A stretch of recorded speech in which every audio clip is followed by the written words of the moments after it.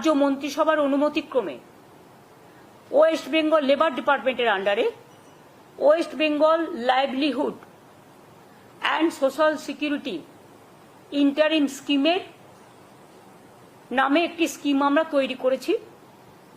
এর মাধ্যমে সিদ্ধান্ত হলো যে ওই গ্রুপ সি ও ডি কর্মচারীদের 1 এপ্রিল থেকে 2025 1 এপ্রিল থেকে মাসে যতক্ষণ পর্যন্ত কোনো সিদ্ধান্ত না হচ্ছে যথাক্রমে গ্রুপ সি 25,000 এবং গ্রুপ ডি 20,000 টাকা করে অনুদান দেওয়া হবে।